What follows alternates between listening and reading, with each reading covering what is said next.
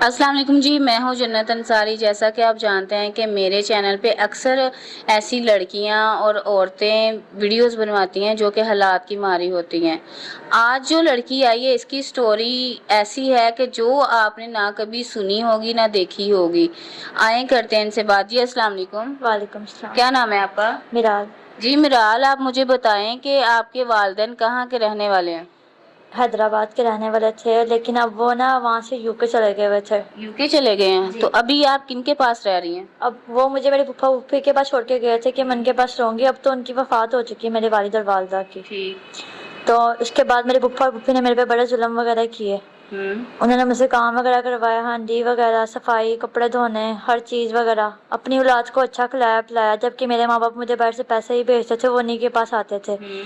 اور میرے ساتھ بدسلوکی کرنا، مجھے مارنا، میرے پہ تشدد کرنا، اور مجھے بچہ کچا کھانا دینا۔ جب کسی نے گھر پہ آنا ان کو دکھانے کے لیے، مطلب کہ اچھی طرح سے مجھے ساتھ میں بٹھانا، کھلانا پلانا، کپڑے بھی اپنی بیٹی وغیرہ کے چلو پہنا دینے کہ صحیح لگے، کہ ان کو پتہ لگے گا کہ ہم نے صحیح رکھا ہوا ہے۔ تو آپ مجھے یہ بتائیں کہ انہوں نے اتنا ظلم و ستم آپ پہ کیا، تو وہ جو آپ نے مجھے اپنی ساری سٹوری بتائی ہے کہ آپ حیدرآباد کے پیچھے رہائش پذیر ہیں، تو آپ کی پھپھو جو ہے وہ ایز ایک ڈانسر کام کرتی ہے، تو کیا انہوں نے آپ کو بھی اس کام میں دھکیلنے کی کوشش کی؟ ہاں جی، انہوں نے مجھے بولا، جبکہ میرے ماں باپ ان چیزوں کے خلاف تھے، وہ نہیں اس طرح کی چیزیں کرتے تھے، نہ ہی میں چاہتی ہوں کہ میں ان کاموں میں آؤں۔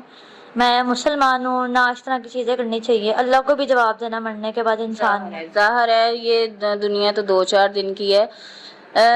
ناظرین، میں نے آپ سے شروع میں یہ جب ویڈیو شروع کی ہے، میں نے آپ سے کہا تھا کہ آج ایسی ایک سٹوری میں آپ کو بتاؤں گی جو آپ نے دیکھی نہ سنی ہوگی۔ یہ سٹوری ہے جیسے حیدرآباد کے لوگ ہوتے ہیں جو کہ ڈانس کو ایز اے پروفیشن لے کے چلتے ہیں۔ وہ اپنی بیٹیوں کو ایز اے ڈانسر پہلے 2-3 گانے وغیرہ سکھاتے ہیں، اس کے بعد وہ ان کی شادی تو کرتے ہیں۔ شادی ان کی ہوتی ہے ذرا ڈیفرنٹ طریقے سے۔ ہوتا یہ ہے کہ وہ شادی کرتے ہیں، لیکن کہتے ہیں کہ جس بندے نے اس لڑکی کے ساتھ شادی کرنی، نکاح کرنا ہے، وہ پہلے اس کا ریٹ لگائے گا۔ اس کا ریٹ تمہارا کتنا ریٹ لگا تھا؟ 60 لاکھ یا 70؟ 5,000 تھے۔ 5,000؟ 5 لاکھ۔ 5 لاکھ؟ ہاں 5 لاکھ۔ پہلے انہوں نے میری شادی کی ایک دن کے لیے 5 لاکھ لیے اس آدمی سے۔ جی ناظرین، جو پہلے ان کی شادی کروائی جا رہی تھی، اس کا ریٹ ان کا لگا تھا تقریباً 60 لاکھ۔ تو آپ کیا ایگری تھی اس پہ؟ نہیں ایگری تھی؟ تو پھر آپ کیسے بچی وہاں سے؟ اس کے ساتھ انہوں نے شادی تو میری زبردستی کر دی۔ پھر میں نے اس کے منترلے کیے، اس کو واسطے وغیرہ دیے۔ یعنی کہ اس کا مطلب ہے شادی انہوں نے کر دی آپ کی، تو 60 لاکھ روپے میں ایک حساب کا انہوں نے بیچ کے وہ کر دیا کہ وہ ان کا پروفیشن ہے کہ پہلے وہ ڈانس سکھائیں گے، شادی کر کے 60 لاکھ روپیہ لیں گے، پھر باہر دبئی بھیجیں گے جو کلب وغیرہ یا ادھر ہوتے ہیں ڈانس بار وغیرہ۔ تو اب اس کے بعد بھی ان کے وہ پیسے لڑکیوں سے کمانے کی وہ انتہا ختم نہیں ہوتی۔ اس کے بعد وہ کہتے ہیں کہ اب اس کی ایک رات کی جو شادی ہے وہ کروائی جائے، جس کا ریٹ آپ نے کیا بتایا تھا مجھے ایک رات کی شادی کا؟ 5 لاکھ۔ 5 لاکھ۔ تو جو ایک رات کی وہ شادی ہے، وہ کہتے ہیں ایک رات کی شادی ہم اس کی کروائیں گے، یہ اپنے پاؤں پہ کھڑی ہو چکی ہے، ڈانسر بن گئی ہے، تو اب ہم ایک رات کے پہلے انہوں نے شادی کروا کے اس سے پیسے بندے سے 60 لاکھ روپیہ لے لیے۔ جہاں سے یہ منت ترلا کر کے وہاں سے تو نکل آئی، کیونکہ جو لوگ اتنا پیسہ دیتے ہیں وہ اگلی جو حیدرآبادی جو بھی یہ بولتے ہیں حیدرآبادی جو لوگ ہیں، اب جو ہے ان کی نظروں میں یہ اپنے پاؤں پہ کھڑی ہو گئی ہے، ڈانس بھی سیکھ لیا ہے، شادی بھی کر دی ہے۔ اب وہ چاہتے کہ اس کی ایک رات کی شادی کروائی جائے، جس کے بعد یہ یہاں پہ کچھ راتیں لگائے گی، پھر جائے گی یہ باہر دبئی بار پہ، ڈانس کلب جو ہوتے ہیں، جو وہاں پہ ہوٹل ہے وہاں پہ جائے گی، اور کمائی کر کے وہ ساری عمر انہیں بھیجتی رہے گی، اپنی پھوپھی کو پھوپھا جی کو وہ انہیں بھیجے گی۔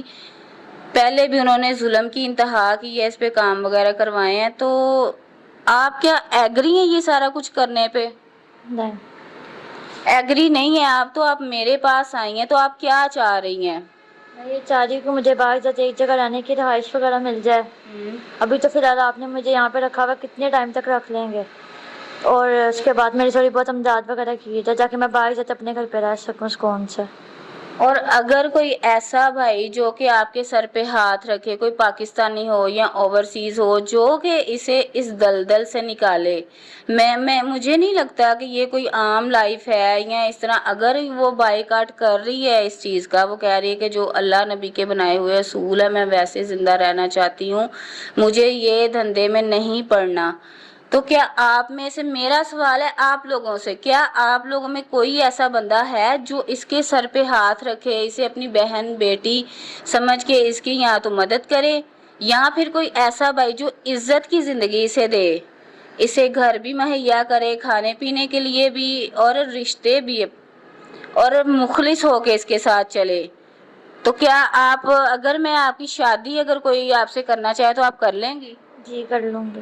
اگر کوئی اوورسیز ہو، دوسری شادی کرنا چاہے، کیونکہ پہلی تو آپ کی ہو چکی ہے، آپ کی بھی یہ دوسری شادی ہوگی، تو آپ کر لیں گی؟ جی کر لوں گی. ٹھیک ہے. تو آپ کی کوئی ڈیمانڈ یا کوئی فرمائش وغیرہ ہے؟ نہیں. بالکل نہیں، بس یہ کہ عزت سے وہ گھر دے اور کھانا وغیرہ، ہاں عزت سے بس گھر دے اور کھانا وغیرہ. چھت چاہیے اپنی. جی بس.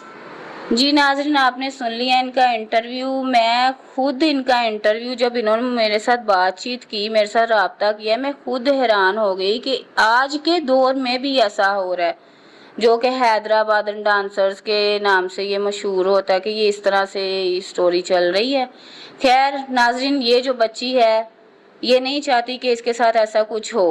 ہاں یہ ممکن ہے، اگر آپ اس کی ہیلپ کریں، اس کی مدد کریں، اپنی بیٹی بہن سمجھ کے، اگر کوئی اس کے سر پہ ہاتھ رکھے، اسے اپنی شریک حیات بنا لے اور ساری عمر اس کا خیال رکھے، تو آپ یہ اسکرین پہ دیے گئے نمبر پہ رابطہ کر سکتے ہیں. یہ میرے پاس موجود ہے. ملیں گے اگلی ویڈیو میں. اللہ حافظ.